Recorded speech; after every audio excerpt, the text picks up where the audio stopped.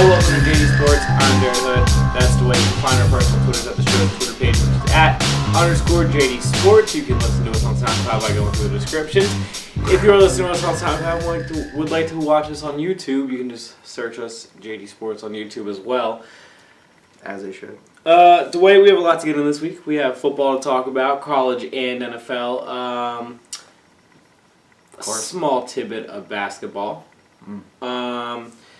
Maybe a couple more things, but I want to start off by talking about baseball. Sadly, not the best news to start off with. We're going to get into the World Series. Roy Halladay, Doc. I didn't even know you were wearing that. Huh? Yeah, he passed away. On the back, it's actually his number and name. He passed away in an airplane crash just a couple hours before we recorded this. I only found out maybe about 2 hours before we recorded this. As a fan, and especially younger, and we're still pretty young in relatives of being fans and watching sports. But these players on the field are actually starting to get younger than you and I, which is kind of funny. But it's kind of gross. Point being is, Roy Halladay was a player that was a Philly when I was 20, 21, 22 years old, somewhere in that era.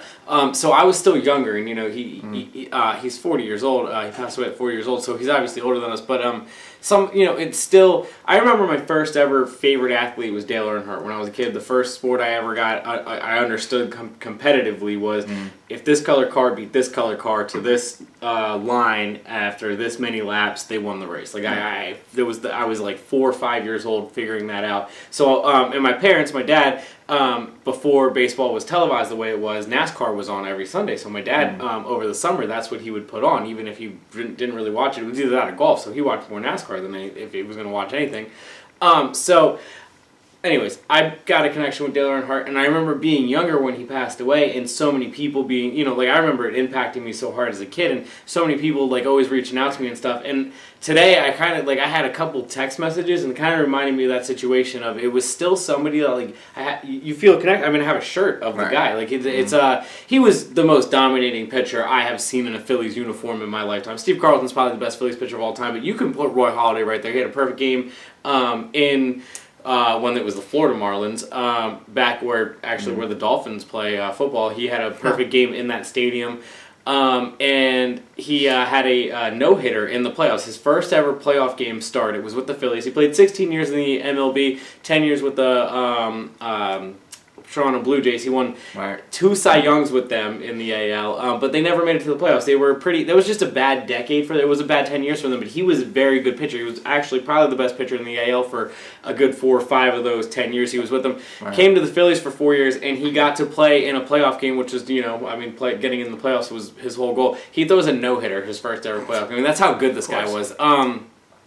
They never won the World Series. They actually ended up losing in the NLCS when the year they made it with him. And then he ended up, just his last year with the Phillies, his arm went bad. I mean, that's what happens to pitchers. It happens to a lot of pitchers. And he ended up just kind of fading out. But the last couple years in spring training, he spent time with the Phillies organization, helping with the young pitching staffs, and you see him around with the team every now and then, and they do stuff with a lot of the older players, and you saw him around in Philadelphia from time to time at games, just watching the amount of games I do. You'd randomly see them do interviews with the players that were in the ballpark and stuff. So very sad, very very heavy heart. It's hard to comprehend. He died of an airplane crash, and he was very into doing the airplane stuff. He had a couple commercials for the airplane that he actually was flying at the time. No crazy details of what happened. Crazy. It just turns out to be a crash at this point. So sad, heavy heart. It's he will be a Hall of Famer. 2019, he's eligible, and this was no question. Yeah. I mean, there was no, from the day he retired, it was known that Roy Halladay is going to be a Hall of Famer. He's one of 4 pitchers in the history of the MLB to win a Cy Young in the AL and the NL. He won the Cy Young with the Phillies one year in the NL. And they had 4 aces the year that he was there. They called it the 4 aces, and he was the head of the 4 aces. As good as Cole Hamels was, they threw Jamie Moyer in there as well. But as good as the whole pitching staff was in general, Cliff Lee was the other one, and he was really amazing. He won a Cy Young in the AL just a year prior to that. But as good as all of them were, That's crazy. Roy Halladay was the dominant. He was the head honcho. I actually had the pleasure of going to 2 games that he started pitching as the starting pitcher of the game for the Phillies. So, that's always going to be some of my fondest memories as a Phillies fan. He actually kind of got rocked in one, but he pitched really dominant 8 innings in the other one. So I got to see a little bit of both. But so as sad as that is, I just want to start off by, rest in peace. His family, he has 3 kids, three boys who I'm pretty sure they're all in their teens at this point. But still, shout out to them. Yeah, the whole family. But the Phillies family, I'm sure the Toronto Blue Jays fans and family and MLB in general, kind of all reeling there. But especially when it's unexpected and you're so young. Right, exactly, it's tragic. It's and like I said, for him to be this close, you knew he was going to go in to the Hall of Fame. You knew there was going to be a speech. You knew, and it's sad he doesn't get to live that moment because we would have all as fans loved to seen him be able to do that. He was a very mild-mannered, didn't talk a whole lot guy, focused guy. My favorite story, Chase Utley posted it today, was first ever day that Chase Utley met him because he signed with the Phillies about 4 days before spring training, I remember. And so Chase goes into spring training. It was the first day that you were allowed to go to spring training. It was pitchers and catchers is what they call it. But Chase and a couple other ball players would go even during that time frame. Basically like how the rookies report, but still a lot of veterans still go in the NFL training camp. Same thing for baseball. It was just pitchers and catchers. But Chase Utley and a couple of guys went. Chase Utley said he got into the locker room at 5:45, day 1 of spring training, 5:45 a.m. And Roy Halladay was sitting there soaked, wet. And Chase shook his hand and said, "What, was it raining when you walked in?" And he said, "No, I just got done my morning workout or whatever." And Chase said, "From that moment on, I knew that this guy was the real deal." And that's pretty cool. That's just the kind of guy Roy Halladay was. And if you were out working Chase Utley, that's one of the hardest things to do. And in Philadelphia, you're always going to have our respect. So sad, but it's sad that we hear all these great stories like this on a day like this, but it is pretty awesome to hear a lot of the stories about Roy Halladay that I've heard so far, and I'm sure I will hear many more over the next couple days. Moving on to a more joyous part of the MLB, the World Series happened, and we talked about how epic it was last episode, but when we talked last, it was going into Game 6. We weren't able to wrap it up. Being the weekly show we are, I just wanted to talk really small about it. George Springer went 0 for 5 with 4 strikeouts in Game 1 of the World Series. He won the World Series MVP. The rest of his World Series was the best World Series of all time. Chase Utley has one of those really good World Series, but it was in a World Series loss, not and the other one was Reggie Jackson in a World Series win with the Yankees back in the 70s. Those are the 3 best average batting, home runs, RBIs of all time. George Springer, if you take Game 1 away, he would have absolutely blown the other 2 away. You add Game 1 in because it was there. He had the 4 strikeouts in the game and the 0 for 5. But he still is right there all number-wise. It's one of the best World Series performances by an individual player of all time. In a World Series that I thought was going to be dominated by the Dodgers bullpen and Houston having to figure out a way to keep their bullpen off. Houston's bullpen did an incredible job. They had a couple of bad games, no doubt, but we didn't expect them to have any good games, and they had a couple of good games.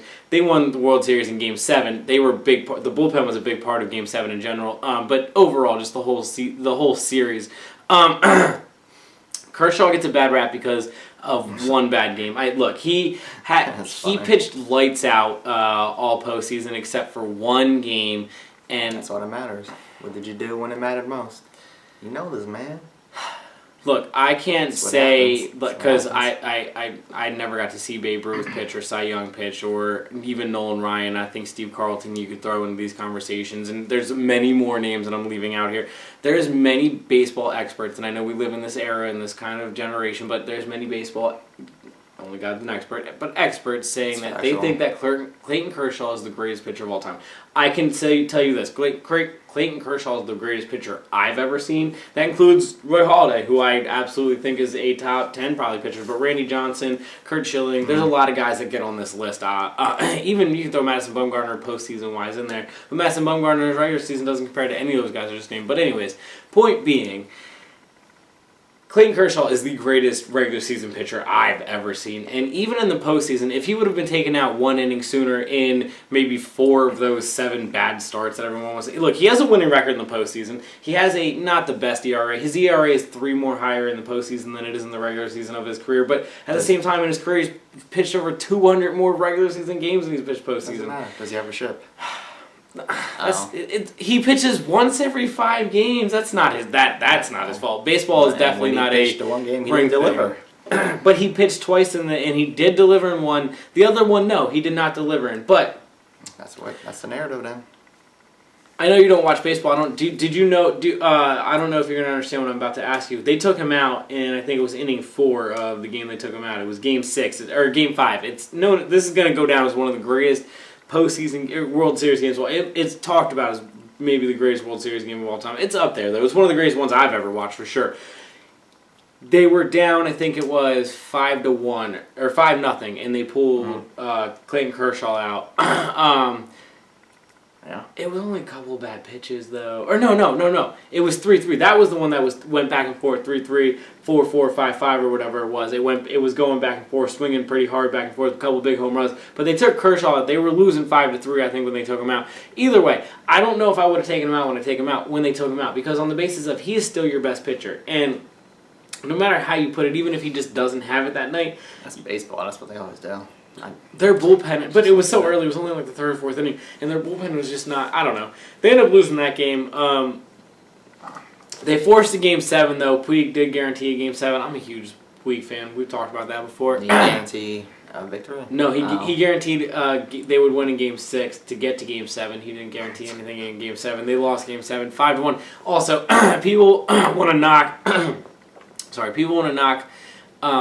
How Game 7 was, I think it was 5-1 was the final. People want to knock how it wasn't as epic as the rest of the series. You got a Game 7 in a championship series, one that is in and of itself incredible. Even if it was 11-1, spoiled. What do you want? Even if it was 11-1, all 27 outs would that be. That is anticlimactic. But people, even the 27 outs would be interesting to me. Do you see what I'm saying? Right. All right, but 5-1, it was still the 5-1 should still be very interesting to a baseball fan. 5-1, the 27th out of a World Series Game 7 now, should when you still just be. had 11 or whatever the hell it was. There was only one game that went that high. It was 13 to about the home run derby that just happened. The rest of the series, yes, was all 1-run games or 2-run games, if I'm not mistaken. I think after last year's Game 7, everyone's spoiled too. That went into extra innings. I don't know. I think you could play another 20 games of these two teams, and I don't know if one takes more than a 1 or 2 game lead on the other one. Do you know what I'm saying? I mean, that's how good this was. It's hard for me to say the better team won or the better team lost this series. They were both incredibly good, and that was extremely fun. And I'm very excited to see them, the Cubs and the Dodgers, all 3 of those teams. They're a fun future. The Dodgers have been around for 10 plus years. I mean, the Phillies. We're talking about Roy Halladay. The Phillies won the World Series a couple years before he got there in 08. The Phillies had to beat the Dodgers to get there. The Phillies had to play the Dodgers. I'm pretty sure they lost to the Dodgers one year. Or no, it was to the Rockies, and then the Rockies beat the Dodgers. Either way, the Dodgers have been to the postseason, I'm pretty sure, 8 of the last 10 years. I'm pretty sure they won the division 8 of the last 10 years. Like, they're just... For them to have the success they have, and to still be as young as they are, but still have a guy like Kershaw who still has at least a 4 or 5 year stretch in him that is going to be this good, you would foresee, as long as he doesn't get any injury. To see all of those teams kind of keep throwing themselves in the mix, and baseball is you just got to get to the postseason. I mean, postseason, and then it's a crapshoot. It's as probably random as any postseason can possibly be. It doesn't always make the best team win. It just makes the team that is honestly the hottest and gets the most breaks throughout their situation. Like, it honestly just works that way. It's just how baseball works from game to game in general. But you had to figure out a way to make sure you're in that mix every year. And I think all 3 of those teams, including the Nationals, if you want to throw a 4 team in there, but they're probably going to start dismantling here in the next couple of years because you don't know what's going to happen with Harper. And then if Harper doesn't stick around, then you have to just dismantle the team in general. But if Harper does stick around, how do you keep Strasburg around? And then if you keep Strasburg and Harper around, how do you continue to build? Because those are your 2 guys. I mean, they can win you a championship, I would think, or at least continue to get to the postseason the way you keep getting to the postseason. And there is something to them not winning a postseason. But Anyways, the Houston Astros, young, fun. Sports Illustrated 2014 predicted so this. over the story. Yeah, cool. Because it's not rigged. It doesn't help that argument. Just saying. Well, I'm no. not saying it was rigged, but it doesn't help the argument. They lost over 100 games in 2013, and Sports Illustrated the day after that regular season put out an article saying that they would win. I don't care. That's incredible. Over 100 losses, and then the next day. It wasn't rigged then? No. I'm saying it doesn't help the rigged Everything argument. was analytics, and that's the thing. Here we go, that. That's what Sports Illustrated was trying to claim, was that this is the future of baseball. I don't know if it's going to work in other sports. I know you're rolling your eyes because of the Sixers, but I'm rolling your eyes because that's...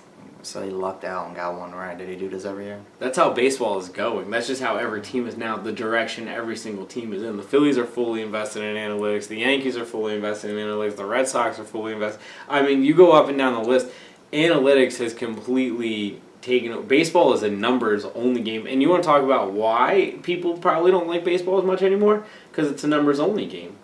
But... Good. I hope nobody watches it. Because I hate analytics. that was a very fun World Series. Last year's World Series was fun. I think I have come to the conclusion. I will try to drive it on this show. I hope we do this show for 20 plus years, and I will hopefully drive for it. And hopefully it's just as the postseasons all around are just as good as they are right now. We are in a time where the postseason, every single league has figured out how to make the postseason about as interesting as it possibly can be. Even in the NFL, if you get the 2 top seeds in the Super Bowl the way you did last year, the postseason was still super entertaining. And it's super entertaining in every single sport right now. Even the MLS, not a lot of people are paying attention to it, but I'm watching the highlights. I'm not sitting down watching these MLS playoff games, but they're entertaining.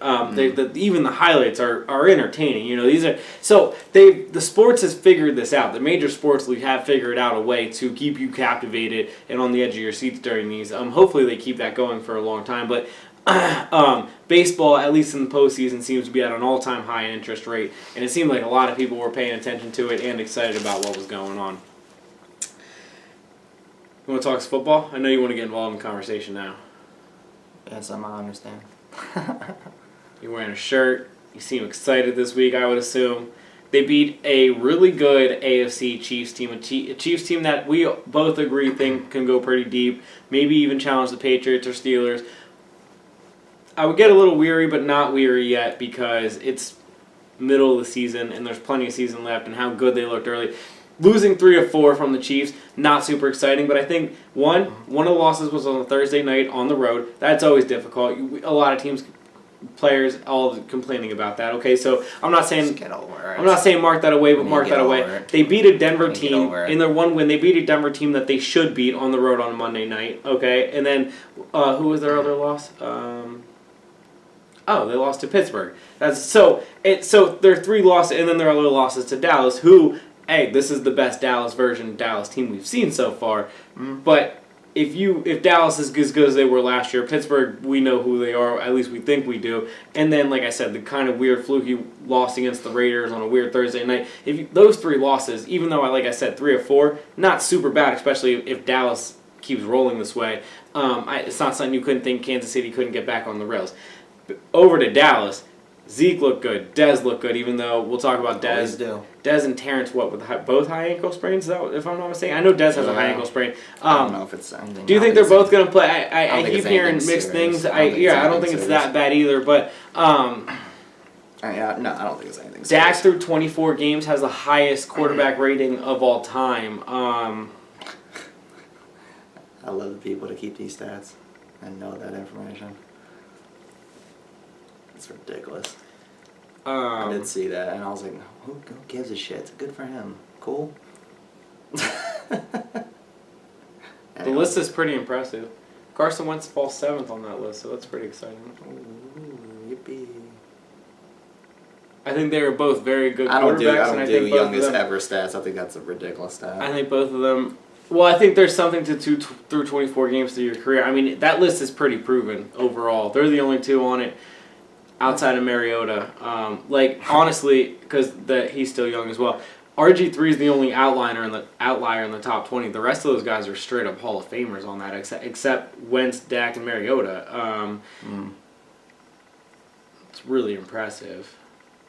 Anyway, super impressive actually. But so, anyways, Dak looking as good as he did. The defense. Nah. No. No. No. No. They didn't give up 100. Well, cool. They didn't give up 50. Look. They didn't even give up 30. Look, you started this whole segment asking if I was excited. No, I'm not excited. What? I'd be hype. That's your problem. No, it was one. We had a good game. We beat a good team. It's good to see. Keep it going. I don't get excited about a single game against the Chiefs. I would feel very excited about Dallas looking the way they did last year for the first time all season. Okay, you want that. That's what you need. As a but Dallas fan, I mean, that's week in and week out. That's what they looked like last year. And guess what? What I keep telling you. We're going to wait and see what happens with Zeke. One, we don't know what happened with these two other wide receivers. Two, the defense thing. Tony Romo made that outlandish statement too, saying that the defense hasn't looked any better. This is the best they've looked in like 2 years. I was like, one game. That was definitely the best they've looked in 2 years. For one game. Who cares? Oh, no, okay. This is not who they are. All right, they had a fluky game where they looked okay or decent. Great. They had one interception. One interception in the first time in how long? The first interception? Wasn't it all year or something? For them? Yeah. I don't know about it's for something them. obnoxious. It was Alex Smith's first interception all right. season. But, I mean, I think Dallas... I'm pretty sure it was their first. Regardless, they haven't gotten interceptions all year. They haven't forced turnovers all year, I should say. So I don't get on this. I think their defense coordinator get excited. I don't get on this one game. Everybody get extra hype. It's good to see. I hope it keeps going. I feel like their defense coordinator should be in the film room this week, getting hype. There's too many trying questions. To build off of this. There's too many question marks. We still have the corners are still young. The secondary is still completely young and garbage. I'm a fan of your pessimism with the Cowboys, man. I'm the most realist person that's going to have this conversation. We're decent at. Well, I disagree. I think the Cowboys looked really good, and as an Eagles fan, it makes me very scared of them. They look good. If they look as good as they did last year, look, that was their best game. I'm not saying they didn't look good. I'm just saying I'm not like overly impressed. To Tony Romo's point, it's still their best defensive game in 2 years, and their offense looked as good as they have. Cool. Do it again. Week in and week out. For the next last 3 2 weeks. years. Do it for the next 3 weeks, and then there's something to talk about. I don't get overly hype over it. I don't do overreaction games. I think they can take care of Atlanta pretty well. We'll talk about that. They have the talent. I mean, they are absolutely, if they play like that, they could beat anybody in the NFL. And that's never the problem with me. Offensively, it's business as usual offensively. We do what we always do offensively. It's the defense. Okay, the first time we've looked this good in 2 years. That's not good. That's not a good thing. Defense. Yeah. That's not a good thing. Our offense has been consistent. No? Okay. All right. Cool. I hope Carson... Have you not seen the rest of the year? I hope Carson and Doug... Have you not seen last year? Have you not seen this year? And the rest of them cats all feel the same way you do, and hopefully don't think that they think so for 2 weeks from now. But we'll get to that. I just don't jump on this one game BS of everything's magically changed now. No, do it consistently. When somebody says this is the best we've looked in 2 years, that's not something you should be. It's like, okay, good, but damn, that's not something to get hype about. Keep it going. Are they going to keep it going? Do I think? No. With my stat about Dak earlier saying it was the highest quarterback QBR or whatever quarterback rating. I mean, he looked still pretty good overall throughout that game. Consistent. Does, consistent, but not that he hasn't been consistent this year. I think that was his most consistent game, though, I would say, passing wise. I think in the second half, if I really looked, I could argue it. Probably, but I think in the second half, he was about as on point as I've ever seen Dak Prescott. Which is, I mean, look, he's been very good, as we've obviously said, through 24 games. But he's had better games. Better games overall, probably, yes. I just think in the second half, it was one of those, not necessarily Steelers' second half last year, that game against the Steelers he had last year, but it was a second half where it just seemed like everything came together for him, and he seemed pretty unstoppable no matter what the defense threw his way. Eagles put up 51 this week against a pretty weak... That's pathetic. Denver team. It just feels like Denver's kind of falling backwards. Like they're fading into the... It doesn't seem like their defense is giving up because their offense isn't moving anything. I don't know. Short Brock week Osweiler flying is across garbage. Short week flying across country. Fletcher Cox, I don't know if the Broncos have figured out how to block him yet, even though he's been in their face all for a whole, 4 hours on Sunday. I still think they're trying to figure out how you stop that guy. He was in their backfield every single play. Every single defensive play that the Eagles were on the field for, Fletcher Cox ran the dude over in front of him, no matter who they threw in front of him. It was disgusting. I don't know what you do if you're the Broncos. You're in that weird area where if you find a quarterback, you become pretty good. But if you don't find a quarterback, you have to explode. You have to basically explode the team if you don't find a quarterback. But you can't do that at this exact moment because you're in the middle of the season. They're stuck, man. Unless you go back to Trevor Siemian, which... They drafted Paxton Lynch last year in the first round, and he's not even active. Yeah, that doesn't make sense to me, but, whatever. Brock They have 4 quarterbacks. This means you have, -4? The Patriots have 2. They actually got a second one? Yeah, they signed Brian Hoyer. Who? The guy that got cut by the Niners because they traded for Jimmy Garoppolo from the Patriots. The ex-Patriot backup, Brian Hoyer. Who is now the current Patriot backup. Speaking of backups, Nick Foles, the GOAT, came in, fumbled his first snap, and almost gave up a touchdown for the defense. That was Eagle fun. Savior, the original. The GOAT. Mickey the GOAT. He is the GOAT. Now the Great White Hope is the ginger kid. I like Carson. I think he's the Great White Hope. I think Carson. Man, the overhype that I saw for this man, he cannot be any more pure All-American boy. I almost threw up watching it. I mean, it's definitely the best second season. I was talking about his personal life. Oh. I mean, on the field, it's really hard. 23 touchdowns, pretty good. His interception rating is lower. Obviously, there's nothing you can say bad about him right now. He's played the part, and every week I get nervous going into the week, and every week they just look as good as you can possibly look, it seems like lately. So that feels good. For Carson to do what he's doing feels really good. The bye week, we talked about this. We keep talking about this. After the bye week is going to be the time that we really find out about the Eagles. That game against Denver feels good, but at the same time, it might be a little fake because Denver overall just might be taking a step back. So I still want to see what the Eagles do after the bye week before I feel really sold on everything that's going on. But I'm thoroughly enjoying this. I'm loving the wave, and I'm loving how great Carson Wentz is playing. He's looking like that top tier quarterback that his ability, I guess, has always shown. But it's flourishing, coming together. The team around him looking pretty good as well.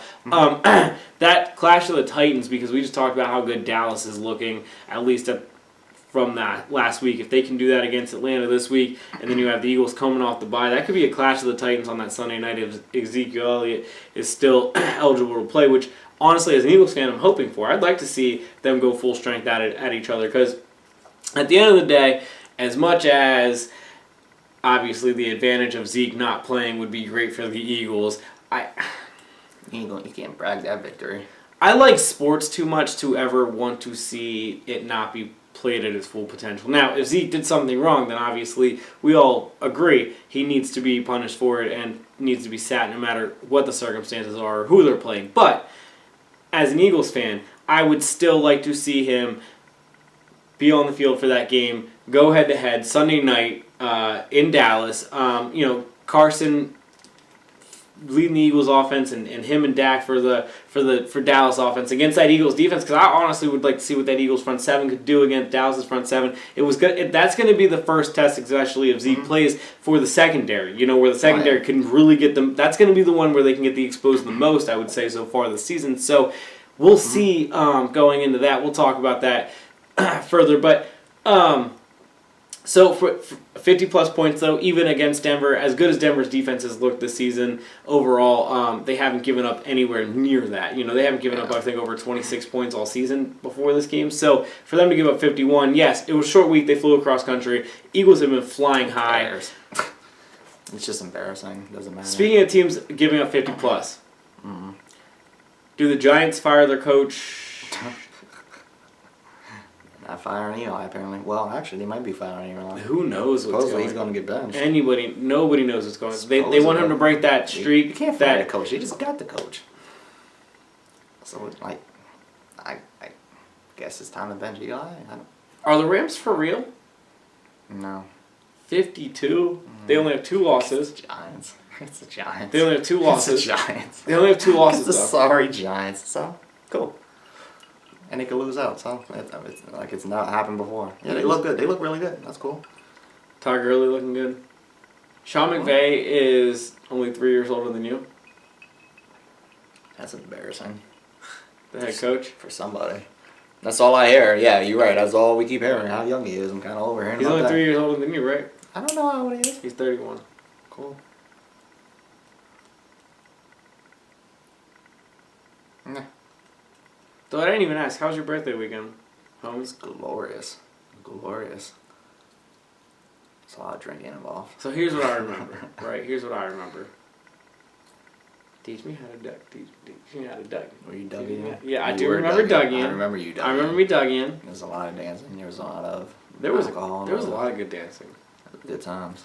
We haven't done that in a while. We got to do that again. That was fun. I need to stop working on Sundays. I said it before, and I'm going to say it again. Happy birthday to my co-host, best producer in the game, Dwight. Appreciate it. All right. We don't have to say anything more about the Giants. We laughed at them. Yeah. You don't think the Rams are for real? I think the Rams might be for real, but I'm with you on the to be seen. To be continued. Let's see. That's a week-to-week. The NFL is a week-to-week game. Let's see. How many teams end up high and then they fade away after Thanksgiving? Hey, Thanksgiving and beyond is how this goes. Hey, All right, all right. So, well, can we keep it in the NFC East for 1 minute? What is there to talk about the NFC East? The Washington Redskins went on the road and pulled out a last-minute victory against the Seattle Seahawks. One, the Seahawks have now been in 2 games back-to-back that came down to the last minute. 2, they gave up 2 last-minute touchdowns because it was 1:08 that they gave up the touchdown against Houston, and then it was, I think, like 57 seconds that they just gave up the touchdown to Washington left in the game. The refs at the end of this game totally botched it, but at least they for some reason neglected the 10-second runoff, which I was very happy. They didn't even talk about that. They didn't bring it up. They didn't, not whatever. They should have. It should have happened in the situation that they were in. They brought it up. Oh, well, they might have brought it up on TV. I was listening to it on radio. Oh, yeah, they brought it up on But TV. they didn't take the 10 seconds off. They explained it. They said whatever there was a circumstance. AKA why the NFL told the refs, you better No. not take those 10 seconds off. No. They explained it, and I was like, oh, all right. Anyways. Just to wait. It's one of those, like, Rule 12.7. Like, it's one of those extensions of a rule where it's like, oh, according to this, we actually don't do it in this situation. These are the games that Just Kirk Cousins stupid. is going to get that most money of all time in a 4-year span off of. These are the kind of games. Why I watched him with my own 2 eyes win a game on the last play of the game. I watched him on TV many of times, and this is probably the 4th or 5th time. But I watched him 3 times against the Eagles, or twice against the Eagles. Once I was there, and the other 2 times on TV. Last minute touchdowns to win the game. I watched him do it against Atlanta a couple years ago. Again, the Seattle game. He's not getting a contract extension. Can we just say no? From somebody's going to give him that crazy money, though. That's the thing. Who? He ain't going to be Washington. Somebody. They're not even... Dude, they're going to be 3rd in the division. Somebody's going to give it to him. Who's it going to be? I don't know. What do you do if you're Washington then? So they're going to be 3rd in the division with 7 wins, and they're going to have the 17th pick in the draft. Draft up, move up? I don't know. Who's going... Who are you trading to move up? I don't know. You're the Redskins. You have 0 talent to trade for a top pick. You ain't even got good future picks. Who's going to have a top pick? They don't want a quarterback. You can't trade Kirk Cousins if he's a free agent. I guess he's just going to sign with, like, I don't know. But this is my point. So the Redskins, you have to sign him. What else do you do? This is a conversation for the offseason. We'll get there. But my point being is Kirk Cousins. No, we have this conversation every single week. I know. They're not going to. I think they are. I think they have to. I think they have to too, but they would have done it by now. Man, I'm hearing the Niners still might draft a top quarterback even after they did this thing for Garoppolo, or they still might go after Kirk Cousins even after These bottom feeding teams get on my nerves. Them. Who else? The Bears. Well, I guess I can't say the Jaguars right now, but you know. Your favorite Browns team? The Browns. You love them. The Browns. Can we for 2 seconds talk about the Colts real quick? Have you heard? I'm laughing because I know what you're going to say. You heard about the Tony Dungy comments? Tony Dungy. Jim Irsay? Turning Dungy apparently said on the Dan Patrick Show today, the day of this recording, that Jim Irsay said the weekend of Peyton Manning's retirement statue thing, number getting put in the banners, whatever, that it's all in Andrew Luck's head now with this injury. I might agree. They tried to retract Did I say it a couple of weeks ago that he's being a little biatch? Because nobody seems to know why he isn't playing. Well, to shoulder, and That they tells say he me- tweaked it again when he was throwing. But Come on, man. How much time you need, man? I don't know. it's the first ever time he's ever been hurt his entire, like, when going back to Pee Wee. Like, he never has been missed back how long ago? That's cool. Is it in his head? In the last 3 or 4 weeks is when he was supposed to come back. Why is it unrealistic to think it might not be in his head? I'm not saying it's unrealistic. I'm not saying that's. Jim Irsay's not the most trustworthy source. Is where I really was. In his life, he said something. I was like, yeah, maybe. You know what I'm saying? Like, just it's because it came out of Jim Irsay's mouth. That's why. That's I think as big of anything. Because I watch Andrew Luck run people over left and right. I feel like this man's not scared of a shoulder injury. I feel like I watch this man. Look, this same shoulder that we're talking about that he's scared of, they're saying had like literally zero cartilage in it. Like everything was destroyed apart on it. He threw for 375, kept ran for another 135, and ran a dude over for the game-winning touchdown against the Chiefs with literally a shoulder that they said would just be hanging there. Well, if there's no cartilage, they lost by 41. He could be. They lost by 41 the next week in New England, but it's because he couldn't throw the football past 10 yards because his arm was dead. It could still be a mental thing. If there was zero cartilage, he might be legitimately like, damn. I don't know. Just saying. It's not unrealistic. Or his arm could be plastic and he just doesn't. Right, and he could be nervous about getting it again. I mean, I'm not against that. All right, maybe, but I'm not saying he is or isn't. I'm just like I laugh at it because I've been saying he's been a bitch about it, but I don't know that. I'm just saying he's a bitch about it. I don't know what's going on, and that's the problem. Nobody does. Jim Irsay's just not the guy I want to hear from. He's the closest to the situation that has said anything about it, so. I feel like Andrew Luck stays as far away from Jim Irsay as he possibly can. I don't want to say. I don't know when he wants to come back. I hear you, but I feel like I said when he wants to come back. I feel like Jim Irsay and Andrew Luck don't have much of a relationship where Jim Irsay would know what Andrew Luck's thinking. Andrew Luck don't say anything. The coach don't say anything. If Jim Irsay just happens to be the guy, then cool.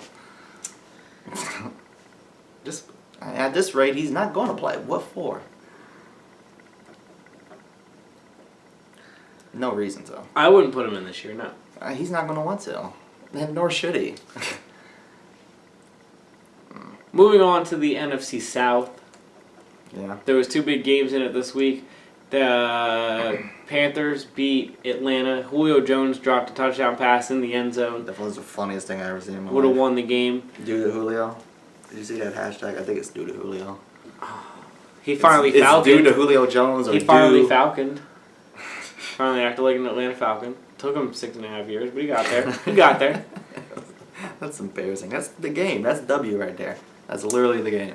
It's embarrassing. You gotta Julio dropped that. You see what I did there? You and I were talking about Cam Newton the other day when we were watching. We watched some of the Red Zone together on Sunday. And Cam Newton, remember when he was jumping up and down because he was mad, he wanted to go for it on 4th down. He went for it on 4th down. Which is also the funniest thing I've ever seen in my life. And he got it. It was the 4th one, and he got it. So, and we were talking. I was telling you about how good he was in those situations. He was so mad. And how his numbers are, like how high his numbers are. Yeah. I looked him up. He has the highest percentage of all time on 3rd and 1 and 4th and 1 of conversion rating. Yeah. And it's like by. And he also runs like 1,000,000 times more than anybody. Yeah, well, have you heard the 3rd down stat in general? Yeah. He has more yards on 3rd down than he has 107 more yards on 3rd down than the next closest person. Yeah, he runs more than running backs do on 3rd down. He also has the most touchdowns by a quarterback, rushing touchdowns by a quarterback by 27 since he came in the league. That's not good. Andy Dalton's in the next one. That's not good. Andy for Dalton, that's funny. Right? Andy Dalton's the next one. I would have never, if you asked me to name who the next guy on the list after Cam Newton is, since Cam Newton came on the list for rushing touchdowns by a quarterback, I would have never have said Andy Dalton. Okay, ready for this? Colin Kaepernick?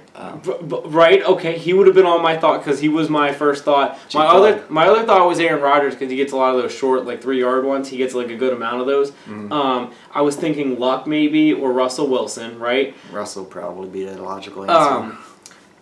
Okay, but anyways, back to Andy Dalton. What number do you think Andy Dalton's at, rushing touchdown wise, since Cam's been in the league? I heard it too. I don't remember. 17. He's at 18. But 18? 18 rushing touchdowns for Andy Dalton? What is he? That's since 11? What's he doing for the last 6 years? Running around like that? 18 touchdowns in 6 years? You know you don't gotta do that, right? I didn't really. I'm gonna start drafting him in fantasy football. I didn't realize it was like that. AD. Yeah, I had no idea. The Red Rifle. Yeah, I would have never guessed that. Do you remember the last time you actually saw him do it? That's why I was like, wait, what? I don't think I remember the last time I saw Andy Dalton play football. That Thursday night game against Houston. That Thursday night game against Houston, but he didn't really play in that one. He kind of just stood behind center and got sacked. He played last year at least. That's stupid. Keeping it in the AFC South, because we were talking about New Orleans and that was a big game. Or, we were talking about Atlanta and Carolina. That was a big game. Carolina wins to keep ahead in the division. New Orleans also won another game to stay ahead of the division, but that wasn't even the biggest story from that game. Oh, you mean the garbage Bucks or something else? Something else. Not even the garbage Bucks. The Bucks are garbage. So, okay, we talked about the Giants maybe firing their coach. The Giants and the Bucks did the same thing, and you can even throw Miami in the mix, but it's not fair because Miami had a quarterback go down. But offensive coordinators getting fired for better coaches, right? Like, allegedly. Tom Coughlin got fired for his offensive coordinator because his offensive coordinator led Eli to Eli's best year ever statistically, right? Jameis Winston had such a good relationship with Dirk Cutter, and Dirk Cutter was going to go get a head coaching job somewhere else, so they ran Lovie Smith out, a guy who led the Bears. Do you remember the Bears quarterback when they made the Super Bowl against Peyton? Wasn't it Jay Cutler? Nope. I don't know. Rex Grossman. Sexy Rexy. I was going to say somebody else, but it was the quarterback of the Bears the year that Lovie Smith took them. Lovie Smith got ran out of Tampa Bay because Lovie Smith got ran out of Tampa Bay because Dirk Cutter and Jameis Winston had a good relationship. Okay, so cute. The trend at that time might not have been the best. Let's go with that. Let's say with that. Let's all buy the hype and just cut coaches and go with the not hype. even how bad they were because train it and it fails. New Orleans looked very good. New Orleans again looked very good overall. Tampa again looked pretty bad. Got rid of that old man Adrian Peterson who's garbage and hasn't done anything. Tampa's looked pretty bad overall. But so New Orleans and Carolina fighting for the division football wise, that's a super interesting race in their division. Going to take a step off of the football side of this real quick. The bigger story from the New Orleans-Tampa Bay game, Marshawn Lattimore had a pretty bad hit on Ryan Fitzpatrick, who was in the game because Jameis Winston hurt his shoulder, and he wanted to go back in. Doctors wouldn't let him back in. So he's standing on the sideline, still fully pads. Lattimore had a pretty bad hit on Fitzpatrick. For some reason, the game was halted for a couple minutes because the refs were working something out. And while Lattimore's standing there, let me put it this way. Lattimore should not have been standing as close to the Bucs sidelines as he was while this was happening. He should have been. Don't put it. He should have been toward his own sideline. Don't put it on. Jameis walks up to him, starts talking about the problem, Jameis. Jameis starts walking up to him, talking about how acting like a child again. If that was me out there, you bet you wouldn't be doing that to me. So Lattimore turns around, starts talking, jawing back at him, and Jameis decides to tell him, "If I'm gonna come for your neck if you do that to me," and then starts pushing on his neck over and over. Now Lattimore, instead of trying to fight Jameis, Lattimore simply just moved him far enough away so Jameis couldn't be touching him in the neck. Honestly, Lattimore didn't push him. Lattimore didn't try to pull him. Lattimore just, "Stop pushing me in the neck. We're done here." As as he did that, Jameis is still jawing, and out of nowhere, Mike Evans comes from about 10, 15 you yards forgot the part away. where he was pointing all up on it, tapping him on his head and pushing him. Yeah, right. No, And that's what don't ignore that detail about Jameis. Well, he had his fingers in his neck. So I think that's enough for me. That's enough for you to know as a man. Don't push your hands on my head. Right, I got you. It's the same concept though. But either way, pushed him enough away, and it wasn't like a shove. It wasn't like a mean. He just that literally was it. All right, get out of my face. He gets absolutely rocked by Mike Evans coming out behind him because Mike Evans saw him touching Jameis and Jameis and him fighting. Next thing you know, a fight breaks out on the sideline over this. No one got thrown out of the game. Nobody. Mike Evans got suspended. How do you get suspended but you only thrown out of the game? That shouldn't even be allowed, first of all. That doesn't even make sense. Inconsistency. I thought it was funny. I mean, it was childish and dumb, but I thought it was funny. Added some flavor to the show. Whatever. To the game. There was a fight in the Arizona and San Francisco game. There was also a fight in the Cincinnati and Jacksonville game. See, now that was an actual fight. That thing that happened with Tampa Bay, I was like, eh. Okay, I agree with that. Was dumb like, because they were just pushing each other around at the end there. The Cincinnati thing was funny to me. Sorry. AJ Green's throwing punches to Jalen Ramsey while Jalen Ramsey has a helmet on. The best part where he tried to choke him out. Pulls him to the ground. All things choke him out now, look, twice. Jalen Ramsey has been very known for getting under player skin, under wide receiver skin. He's been known for kind of pushing him a little bit, saying some things, getting him to jaw with him a little bit. Remember, Steve Smith was jawing with him his rookie year. You want to do that. Right, but so like there was a lot of he's been known to do this, but all he did at the end of the play was kind of shove AJ Green. Do anything. All he did was and we'll talk about how I said how Jameis was shoved kind of like this. It was the same little like all right, but this was a little more just like playful like get off me, bro. Dude just fell. And I was like, okay. And AJ gets up and just runs after him and grabs him by the chin or the neck and just pulls him as hard to the ground as he could, and then just starts doing this on the dude's helmet. Did he try choking him out again?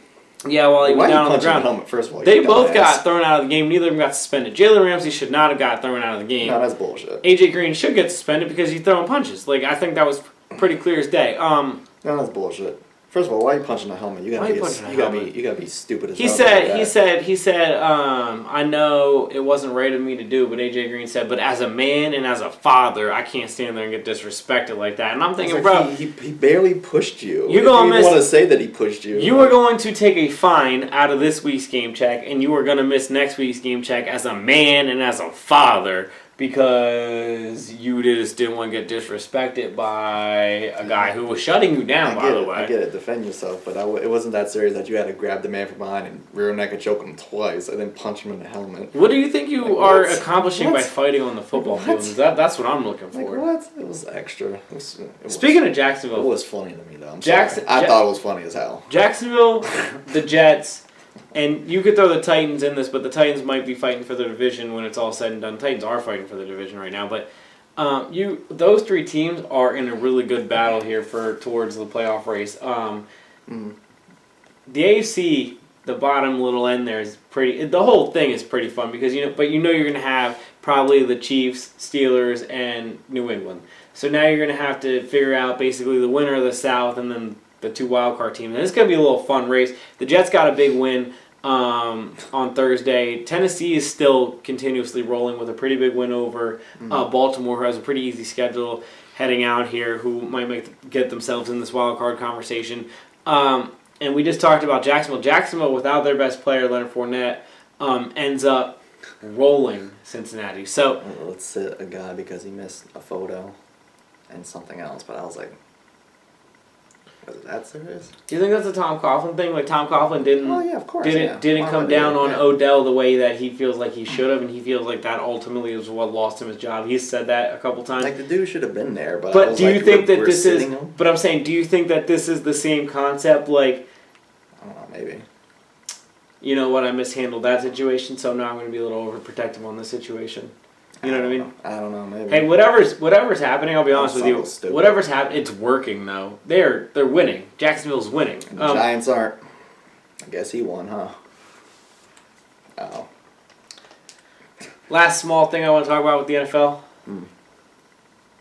Heartbreaking. Deshaun Watson tore his ACL in practice. The day I was bragging about how happy I was and excited and how fun his season has been and how great that game he just played in was. Yep. Tears his ACL in practice. So he's out for the rest of the season. I hope he comes back stronger and better than ever. I think he will, but that's a rough one. And Houston's season... I don't know. Who knows? I mean, They're done. They made the playoffs with guys like Tom Savage before, but them and the Titans. I mean, with the way the Titans are playing, you would think that they're not going to have a chance at the South. So we'll see going forward. But they scored one offensive touchdown in that game. Yeah, it just sucks because of how good he is, and they scored one offensive touchdown against the Colts. Yeah. So that's he's how. At least been making it a little more interesting, but now they're so done. I mean, they scored 35 plus in the last 4 games. They scored one offensive touchdown in their last game. So I would say he's a huge difference. I don't know. They have a great Messiah quarterback coach. He'll figure it out. Oh wait, no, they won't. Quickly, I want to talk about college football. Mm-hmm. Penn State and Ohio State, we talked about how they both had an epic game against each other last week. Mm-hmm. Penn State had a weird game where it was delayed because of rain or lightning over 3.5 hours. 18 hours. They end up, it was 3.5 hours. They end up losing the game to Michigan State on the road, so it seems like they're out of the playoff race. And Ohio State lost by, I think Iowa just scored again. Like I was walking into your apartment here, and I heard that Iowa might have scored another point. They lost by 31 to Iowa. So the Big Ten, not as good as everyone tried to tell me they were. I never really thought the Big Ten was all that in a bag of chips in the first place, but I do think Penn State and Ohio State are better than what they showed this weekend themselves. I'll be honest with you on that one. But I would say you probably throw them out of it, so now Wisconsin needs to win out to have an only shot for the Big Ten to get into the playoffs. But this weekend in college football is huge. A lot of de facto playoff games. You got Notre Dame and Miami. I mean, obviously, as a Notre Dame fan, that's huge for me. But you have Miami, who's undefeated, Notre Dame, who is right now a top 3 team, according to the committee. So that's playoff implications for both teams.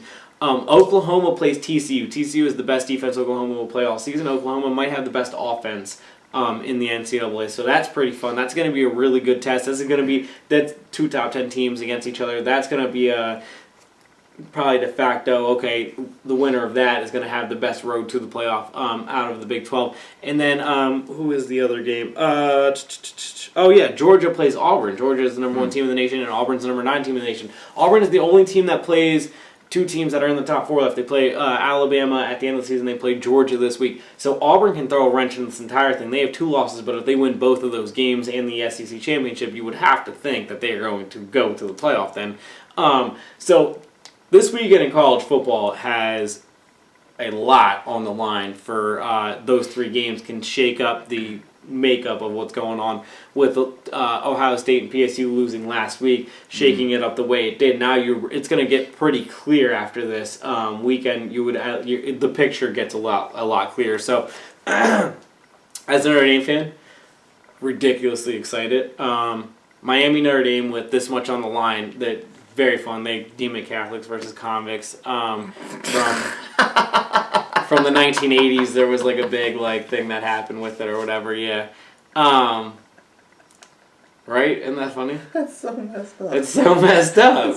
It's so messed up. They got sued really bad for it. The college kids. I'm thinking about people that played for Miami. I'm like, they're not wrong. No. Oh my gosh, are you kidding? Yeah, no. It was Michael Irvin, Warren Sapp. Yeah, it wasn't Deion there too. Whatever. I don't care. That's funny. Damn.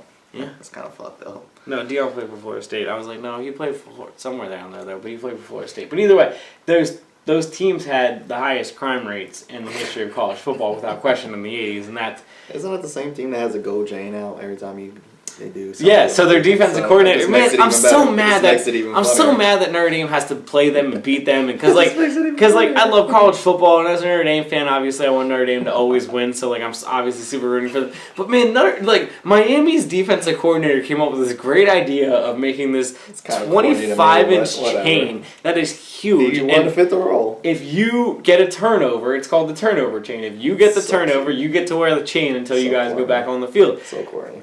It's awesome. So, until you guys get back on the field. The kids love it. Yeah. It works. Convicts love it, don't they? I don't think Miami's full of comics now. Hey, look, shout out to Mark Wright, their coach. He went from Georgia last year to Miami this year and turned them around in a heartbeat. He is as good as advertised. And everyone thought that Georgia shouldn't have fired him. Worked out for Georgia. Look at where they're at as well. But worked out even better for Miami. They weren't even a top 25 program, and they are just incredibly good this year. So, I'm still laughing. we'll see. Basketball. You informed me of a trade. Well, I kind of knew about it, but I'd like you to kind of go just real fast before we do our picks. How do you feel about Bledsoe moving on from the Suns? Where'd he go? Inform me people where he went. I mean, it was kind of expected. Right, well, we knew that, but where'd he go? Shit was just dramatic as hell and just got out of control. I mean, he went to Milwaukee. Was it for a ham sandwich? Yeah, it was like a draft pick, and I think Greg Monroe also had a ham sandwich. Do you think that him, Jabari, the Greek Freak, they had the Rookie of the Year last year, the other forward, I can't think of his name now. So those four players together, I can't think of his name. It's drawing a blank on me. And you know what? And I used to say that's going to be my trivia question. Who won the Rookie of the Year instead of Joel Embiid? Because nobody right now can tell me his name. Shit. Was it Vin Baker or something? Something like that, but that's not it. But it's like that, yeah, of some kind. Yeah, you're the closest I've ever heard. My point being, that guy, we'll learn his name. JD Sports will learn your name, promise. I don't. Point being. Does it help him? I mean... He was the Rookie of the Year last year, so obviously he has talent. We know how good the Greek Freak is. And Jabari, when healthy, I think is a very, very good player. You got Bledsoe now, who is a top 10 point guard, you would say.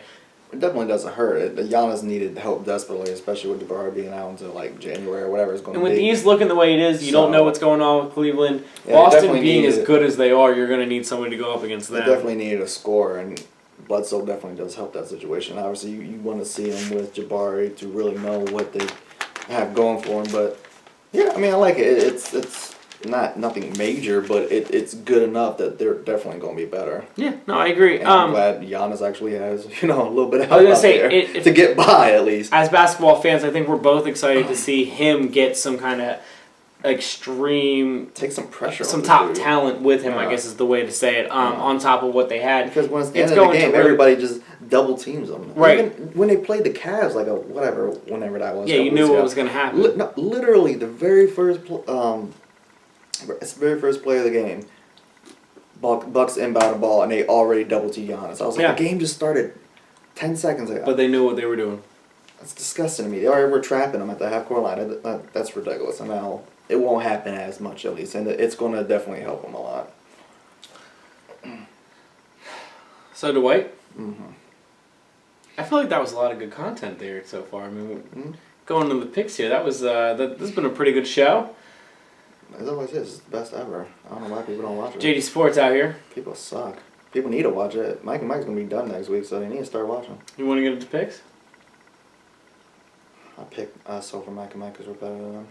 I do like Mike and Mike, though. But it's done. I'm not a huge fan of them, but I like them. It's over, dude. It's not my favorite show, but I like them. Yeah, only next Friday. It's over. Yep, that's going to be their last show. That's crazy. And then it's going to be Wingo and Golic and Wingo. Yeah, well, it's creative, right? I'm going to watch that. I'm not going to be watching, I like Wingo. I'm going to watch. I'm going to listen to that. I'm going to listen to Good Morning America Greenie style. I'm good on that. Yeah, you're there. I'm watching that shit. Go into our picks.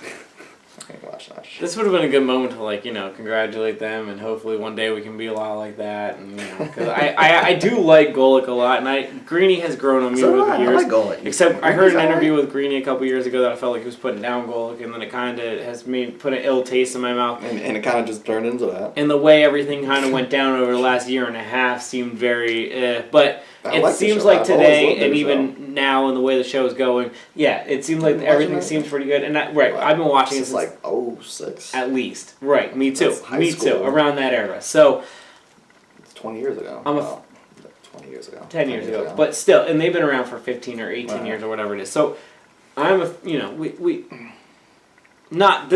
don't base our show after their motto, but we base our show off of... you were the Greenie. Right, and that's my point. Well, we base our show off of being some kind of debate show, radio show, podcast, whatever you want to look at us as, and they are part of the groove. They were the originators of the early morning sports talk show. But yeah, they were part of the groove. Them, Dan Patrick, Scott Van Pelt.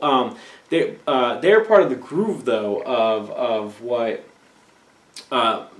we are trying to do here. So shout out to them for doing it as long as they did. But the show will go on for both of them. It looks like. Indeed. Getting into our picks. Right. Last week I went 8-5. Same, which I don't understand how, but yeah, I somehow managed to tie you. I am now 87-45 now. 84-48, so hey, still got a 3. Still right there. Still got a 3 on me. Yeah, considering, I thought I did. I was like, 8-5 not too bad, but I figured you had like 11, so I was like, oh. No, cool. 8-5. Thursday night game. Yep. Uncle Roger got your back on this one. Uncle Roger hates my guts, man. He's going to get rid of Zeke by the Eagles game. He's going to keep giving me these garbage games. Seattle taking on Arizona. Who you got? Seattle. We both got Seattle. Seattle struggled last week late. Overall, their defense looked good. The week before, their defense looked bad. I think they get it done this week, even though they're on the road at the Thursday night game. Cincinnati taking on Tennessee. Who are you taking in that one? I took Tennessee, but Mariota, I'm not sold on him this year. He hasn't had the best of year. Like, he hasn't been terrible, but he hasn't been doing, well, him and Jameis both. Like, neither one of them have been really, like, taking that next level. They kind of just stay around the same area, if not kind of regressed a little bit. Unlike but they're Jameis, still winning. Unlike Jameis, I was going to say, unlike Jameis, the Titans are still winning, and Mariota's still getting it done. Cincinnati's not winning even no matter what's going on. So I'm going to take the Titans just because of that. Yeah, I took Tennessee. Minnesota taking on Washington. Washington went on the road, beat Seattle in Seattle. Minnesota has a good defense. Defense travels. Bradford getting his knee looked at this week, so they're going to start Castle again. Who you got in that one? And the GOAT, Teddy Bridgewater, coming back out there. But Castle's going to start. That's not going to last, I promise you. Minnesota. I don't trust anything. I was Washington so right tempted. Now. I was so tempted to go Washington. I took Minnesota as well. No, I don't no, trust. I was. No, you weren't. I was. You weren't. Pittsburgh taking on Indianapolis. Who you taking on that one?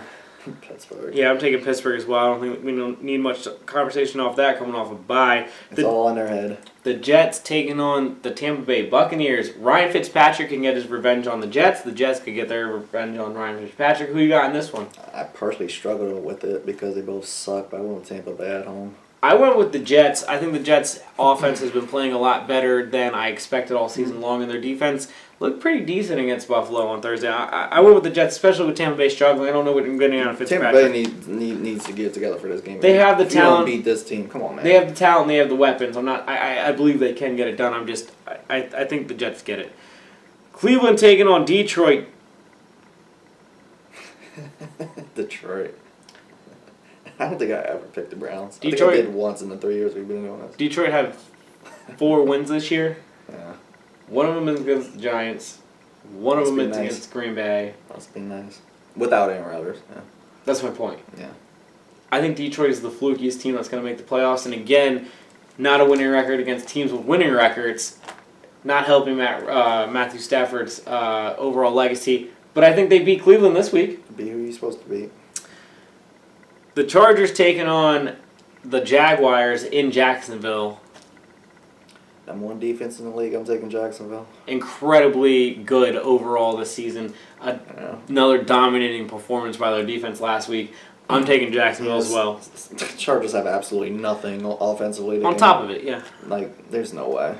Speaking of somebody who has nothing offensively, this entire game between Green Bay and Chicago.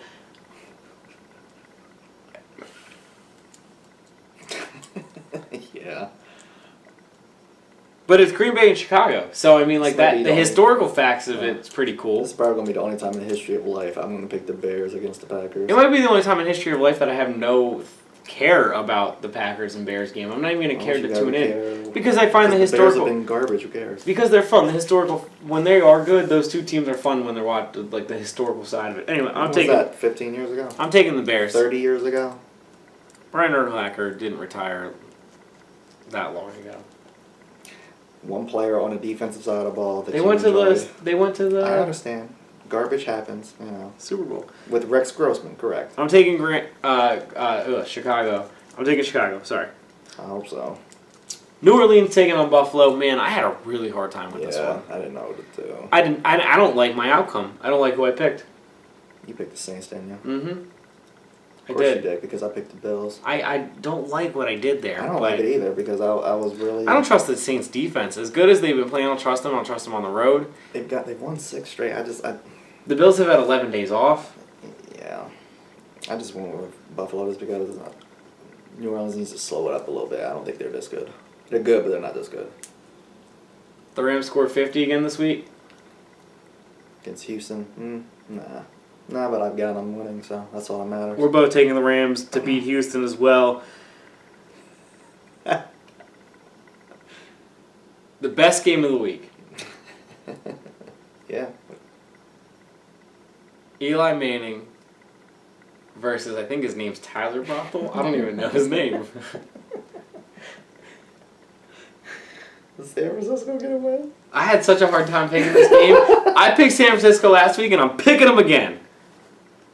That's ridiculous. They lost last week. I know. I literally Why could would have flipped you a coin on lie? this one. Okay, so you ready? Because I don't think King, the wide receiver for the Giants, is good enough to be a number 1 wide receiver and win a football game. Prove me wrong. They're talking about sitting Eli, man. That's crazy. Their defense looked like they gave up. Garbage. This is the combination of a team where San Francisco's at least trying and every player's out there playing as hard as they can because they want to either position on their team right. I don't think the Giants team is. So that's why I'm taking San Francisco. They're flying across the country, the Giants are, huh? I think the Giants are done. They just don't care. Who are you taking? Right, and that makes it hard to pick a game like this because the Giants they should win this game. Allegedly. Like, if I came out here and if I really thought that both teams were trying as hard as they could, even with King being the number 1 wide receiver for the Giants, I legitimately think the Giants should still most likely win this game. They should. I just don't think they care. I don't think their team is going to try. And I think San Francisco is going to sleep in the comfort of their own homes the night before, and that's going to be the difference in this game. That's how dumb this is. This is dumb. You asked me, or do the Niners win a game, and do I pick them ever? This is the only time I'm doing it. If they don't beat this team, then damn. They deserve to go winless. I went with the 49ers, and I don't like it. But Neither of us like that. But to my point, it just seems like the Giants don't care. You pick them too, though, it makes me feel better. Because the Giants just don't look like they even care. They're They just stuck lost. on a boat. They're still stuck on a boat. They have their talents on the boat. They've won 1 game since that picture. Remember when LeBron took his talents to South Beach? The Giants left their talents on a boat. Their offense, the last 6 weeks of the year last year, the year they made the playoffs, scored over 20 points once. I just don't see it with I them. don't get it. This is why people lost their minds when they were on that boat ride, bro. Bet you they won't do that again. They won't, because they're never going to be celebrating enough to do it again. So you're right. Yeah, I don't know if Odell's going to be taking that group of wide receivers to the playoffs ever again. It's not. Odell might with the Giants go back to the playoffs. What, 8 years from now? With a new quarterback, new coach, new wide receivers, new offensive line, new running back, probably 34 years old. new defense. Probably the same punter. Might have the same punter. Maybe the same tight end, something like that. Did they bring the kicker? Oh. Josh Brown. Did they forgive him by then? I don't know. Does he get a second chance? Does Mike Tomlin come back? Not Mike Tomlin, Jesus. Yeah, I botched that. Anyway. Dallas taking on Atlanta. Atlanta's last week to prove it to anybody, I'd say. Because if they don't win this game, they are done. Nobody will even blink an eye at them making the playoffs. Their division will probably be too far out of their reach if Carolina or New Orleans wins the game anyways. Alright. I don't like this game. As a Dallas fan, I could understand why you think that, especially in Atlanta. Julio and Sanu both being healthy. Matt Ryan always light us up. Always. Always. And they lit up Green Bay. Their only good game this year was against Green Bay, who they absolutely destroyed. That was with Aaron Rodgers. Our defense is just as bad, as far as I'm concerned. I'm still taking Dallas. I picked them too, and I don't like it. I could understand that. I don't like it. I just think that Atlanta just has not played well at all, other than one game since the Super Bowl, and I can't. Maybe that Super Bowl hangover is real. It feels like maybe that's part of it. That's why I picked Dallas. I just don't trust Atlanta enough. Like, it's just enough that I'm just like, no. But I don't like it. It's not going to shock me if it's, 38-30, because that's all we do is put up 30, but, we like to put up 40, so. We're with Dallas. For the third time in 4 weeks, the Denver Broncos are on a primetime game. Yeah, I guess we don't, in the middle of the season or early in the season, we don't change the schedule, do we? They had a Sunday night game. They had a Monday night game. I didn't even realize this. And then they have a Sunday night game again. Well, then they had a Sunday day game at 1 o'clock against the Eagles, and then they have a Sunday night game this week against New England. Like they America's had team. three times in 4 weeks. They are on primetime. New England will probably destroy them. They will have lost all 3 of those. That's bad. Did they have any primetime That would be next their year? 4th loss in a row. They probably don't get a single primetime game next year then. I got New England and Tom Brady coming off the bye. Yeah, I don't know what Denver's doing offensively. There's such the quarterback situation sucks so bad. I live with New England. Last game of the week. Another hot garbage game. Your favorite quarterback versus my favorite quarterback. Cigarette and all, huh? Jay Cutler Cigarettes and versus... tantrums. Maybe Cam should just start smoking, like cigarettes, and he'd calm down and relax. Well, I know it's during the season, so I wouldn't suggest him sitting down because he's not going to have enough time to watch the entire Titanic. But he needs to watch the end of Titanic and find out how that movie ends before he makes any more quotes. I did see Bomani Jones. They play like. Did you hear that clip? They I've played. heard the clip. But it was the funniest out loud saw because they kept having conversations around all the dumb things he said. Oh, I've heard that too. Yeah, everybody I've heard that. misspeaks and stuff, but No, Cam Come on, just man. Cam. That's been Come on, Cam's man. whole life. Come on, man. That's been since I can Come on, remember man. watching Cam. what did he say about the Titanic? I forget exactly how he said it. What did he say? He said the Titanic. We just got to keep it moving like the Titanic, or the Titanic got to keep moving or something like that. That's what happens when you let inmates talk. Because the NFL is nothing but inmates that run the asylum. That was a joke. Run to jail, I guess, is what the Houston Texans owner said. Who you taking, Miami or Carolina? I don't like Jay Cutler, so I gotta go with Carolina. I'm taking Carolina too. I think New Orleans and Carolina in that race for the NFC South we talked before is one of the most interesting races, and I think this is a big week for both teams. Yeah. Happy birthday again to White. I appreciate it. Thank you, sir. Thank you to everybody that said that as well.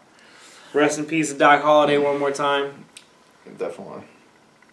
Enjoy your football, college, and NFL next week, everybody. Full ways in the house. Always. Full ways. Peace out.